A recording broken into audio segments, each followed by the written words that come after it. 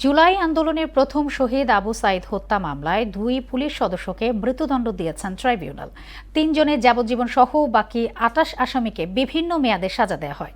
রায়ে সন্তোষ জানিয়েছেন chief prosecutor Mohammad Aminul Islam. এদিকে ন্যায় বিচার না পাওয়ার কথা উল্লেখ করে আপিল সিদ্ধান্তের কথা জানায় আসামিপক্ষ। অনেকের সর্বোচ্চ সাজা না হওয়ায় ক্ষোভ প্রকাশ করেন আবু সাইদের বাবা মকবুল হোসেন। মোদাসির আলীর প্রতিবেদন।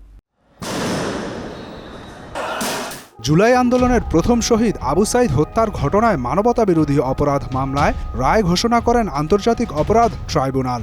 মামলায় গ্রেপ্তার রংপুর মেট্রোপলিটন পুলিশের সাবেক এএসআই আমির হোসেন ও কনস্টেবল সুজন চন্দ্র রায়কে মৃত্যুদণ্ডাদেশ দেয়া হয়। পুলিশের অন্য 2 সদস্য আরিফুজ্জামান ও রবিউল ইসলাম এবং বেরোবির সাবেক ক্যাম্প ইনচার্জ বিভূতিভূষণকে দেয়া হয় যাবজ্জীবন কারাদণ্ড। মামলার 1 নম্বর আসামি বেগম রোকেয়া বিশ্ববিদ্যালয়ের তৎকালীন ভিসি হাসিবুর রশিদ সহ 5 জনকে দেয়া হয় 10 বছরের সশ্রম কারাদণ্ড, আর 5 বছর করে 8 জন এবং 3 বছর করে 11 জনকে দেয়া হয় কারাভোগ। বেরোবির কর্মচারী আনোয়ার পারভেজ সাজা হাজতবাসের মেয়াদই পূর্ণ হয়েছে বলে গণ্য করেছেন ট্রাইব্যুনাল। রায়ে রাষ্ট্রপক্ষ সন্তুষ্ট বলে জানান চিফ প্রসিকিউটর মোহাম্মদ আমিনুল ইসলাম। যে ধরনের চার্জ ছিল তাদের ভূমিকা অনুযায়ী সেই সাজাগুলো হয়েছে বলে মনে হয়। যেসব চার্জ থেকে তাদেরকে অব্যাহতি দেওয়া হয়েছে সেইগুলোর বিরুদ্ধে আমরা আপিল করার সুযোগ থাকলে সেগুলো পূর্ণাঙ্গ রায়ের কপি পাওয়া সাপেক্ষে আমরা সেটা সিদ্ধান্ত নেব।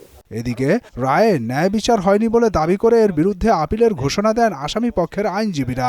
আমরা এই রায়ে প্রত্যাশার নিরিখে অবশ্যই সংক্ষুব্ধ এবং আমরা আইনে নির্ধারিত সময়ের মধ্যে আপিল করে মহামান্য আপিল বিভাগ হইতে আমরা প্রত্যাশা করছি খালাস পাইব। এই রায়ে ক্ষোভ প্রকাশ করেছেন শহীদ আবু সাইদের বাবা মোহাম্মদ মকবুল হোসেন। যে 2 জনকে ফাঁসি দিয়েছে, 3 জনকে যাবজ্জীবন কারাদণ্ড দিতে, এতে আমি সন্তুষ্ট নই। আরো লোকের ফাঁসি হওয়া উচিত ছিল। রায় ঘোষণার পরে আটক আসামিরা নিজেদের নির্দোষ ও পরিস্থিতির শিকার বলে উল্লেখ করেন। এতে ট্রাইব্যুনালে কিছুটা বিশৃঙ্খল পরিবেশ সৃষ্টি হয়। মুদাসসির আলী, মহাসংবাদ, ঢাকা।